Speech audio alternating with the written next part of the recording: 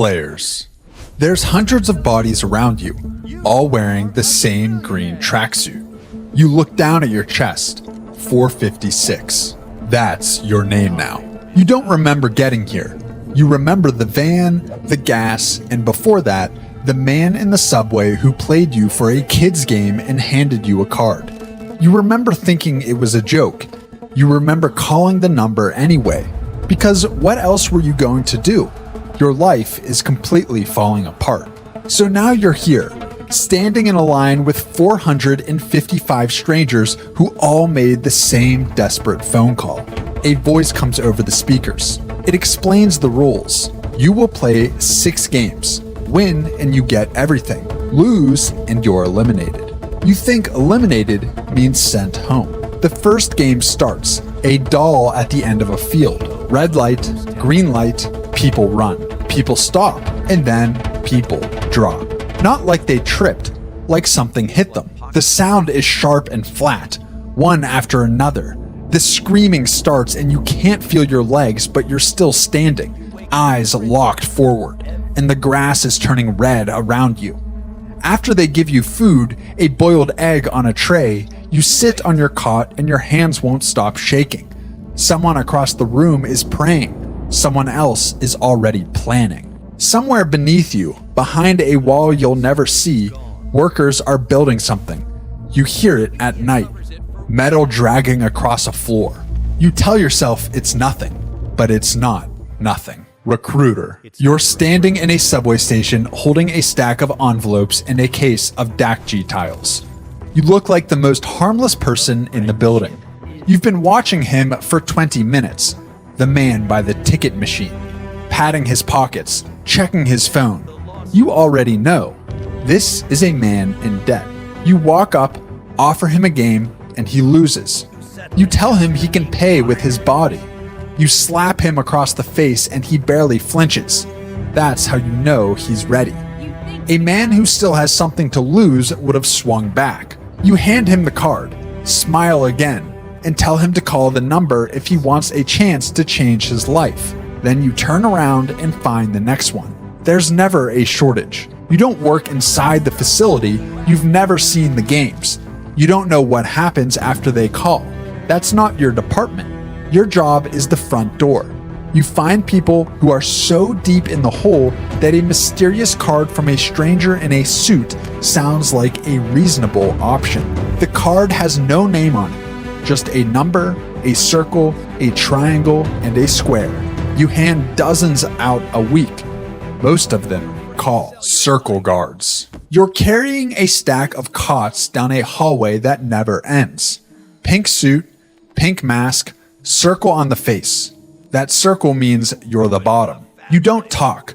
Circle guards don't talk unless a triangle or a square asks you something directly. You move things. Cots, food trays, equipment, bodies. Whatever needs to go from one place to another. That's you. You carry, you clean, you keep your head down. Your back aches. There are dozens of you down here and none of you know each other's names. You don't remove your mask around other staff. You don't eat together. You sleep in a bunk behind a locked door and wake up when the intercom tells you to. You took this job because the alternative was worse. Maybe you were in debt too. Maybe you had nowhere to go. The pay is more than anything you make on the outside. A triangle guard walks past your station, gun on his hip. You step aside. You've seen what happens to circle guards who get curious. One went through a door he wasn't supposed to.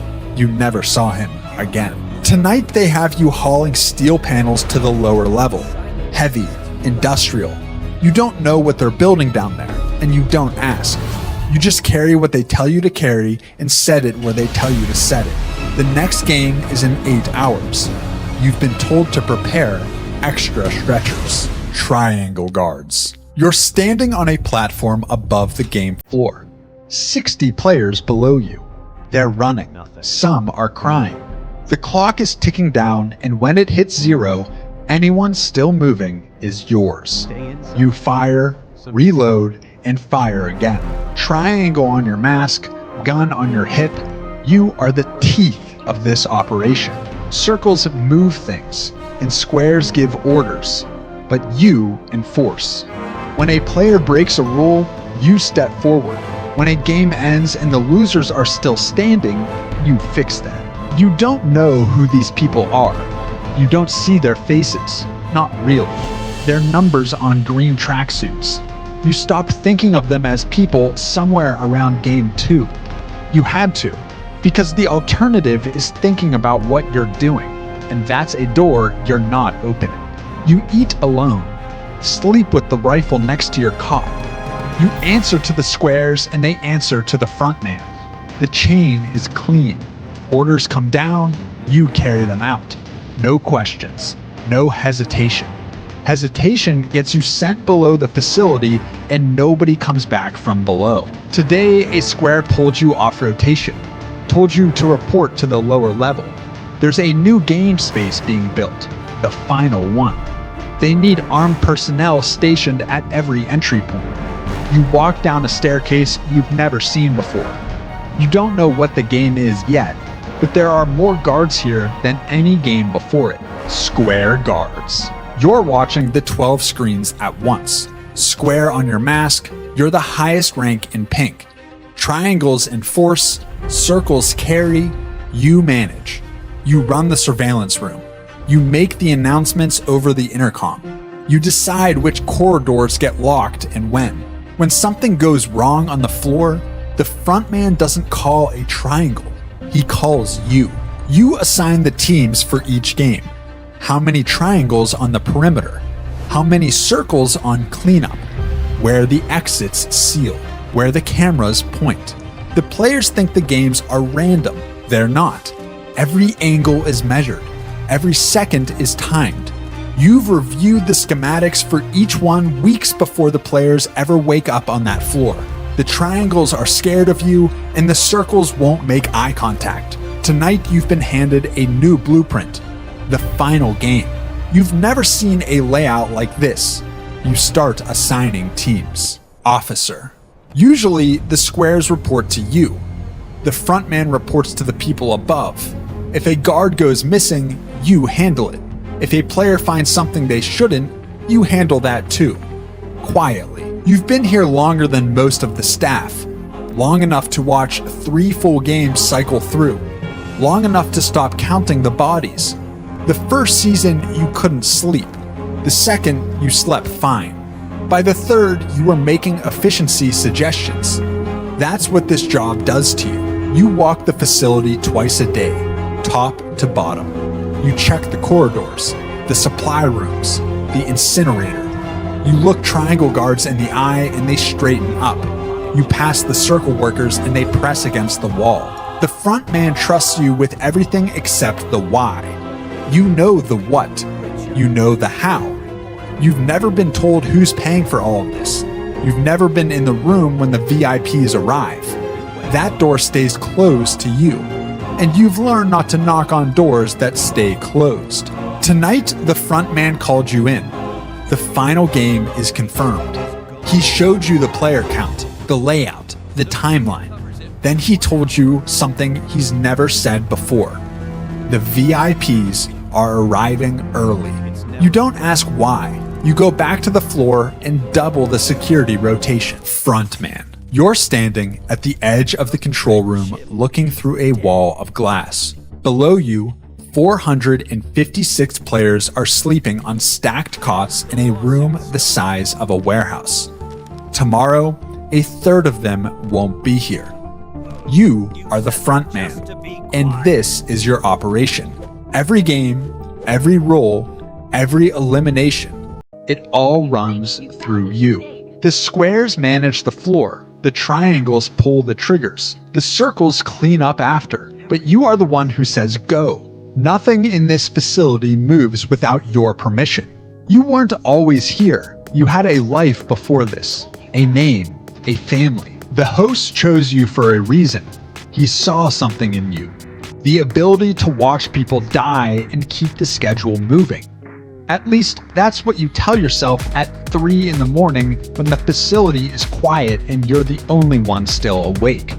You welcome the VIPs personally. You walk them through the viewing lounge. You pour their drinks. You explain the games. This one tests trust. This one tests greed. This one tests whether a person will kill someone they love for money. The VIPs laugh. They always laugh. You've been running these games for years now. You know the pattern. The early games thin the herd. The middle games break alliances. And the final game, the one being built 3 floors below you right now, the final game strips everything away until there's nothing left but 2 people and a choice. You've seen the blueprints. You approved them. You walked the space this morning while workers welded the last panels into place. It's ready. The lighting is set. The weapons are laid out. The viewing gallery for the VIPs has been polished until it shines. Tomorrow night, the remaining players will walk into that room. Most of them won't walk out. The VIPs will watch from above. The host will watch from somewhere closer, and you will stand at the center of it all, keeping time, keeping order, making sure the show runs clean. The intercom buzzes. A square is reporting in. The final game space is ready for inspection. You stand up, adjust the mask, and walk toward the elevator. The last game always has the best ratings. The host. You built this. Not the facility, not the games, those came later. You built the idea. You sat in a room with people like you, people who had so much money that the world stopped feeling real. And someone said, what if we made it real again? What if we found people with nothing and gave them a reason to fight? And what if we watched? And you said yes. You funded the first game. You chose the island, you hired the first frontman and gave him a mask and a set of rules. You designed the structure, the pink suits, the shapes, the hierarchy. Circles carry, triangles enforce, squares manage, the frontman runs. And you sit above all of it. The games exist because of you, every season, every player. Every person that gets carried off the game floor and into an incinerator. You don't run the day-to-day. That's what the frontman is for. You don't manage the guards or approve the schedules or walk the corridors. You set the vision. You've watched hundreds of people die in these games, maybe thousands. The final game is ready. You've seen the design. 2 players, 1 room, no teams and no tricks. Just a choice. Tonight, you'll watch from a place only you have access to. Closer than the VIPs. Closer than the frontman. You'll watch 2 people who started with nothing fight over everything. And maybe you'll feel something. VIPs. You're on a private jet. Gold mask in your lap. Champagne in your hand. The island is 30 minutes out. You do this once a year. Fly in, put on the mask, sit in a room with leather chairs and a glass wall, and watch strangers kill each other for money that means nothing to you. You bet on them the way other people bet on horses. Number 218 looks strong. Number 67 is fast. Number 456 has that look, desperate enough to do anything. The host built the games. The frontman runs them. You pay for them. That's the arrangement.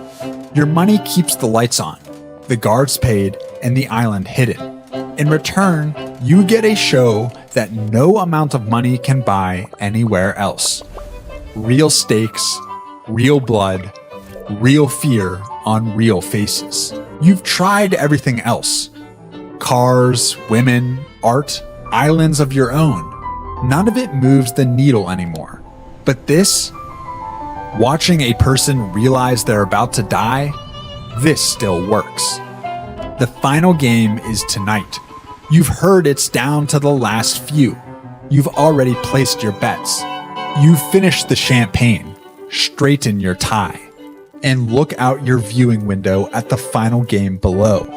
Somewhere down there, people are about to die for your entertainment. You can't wait.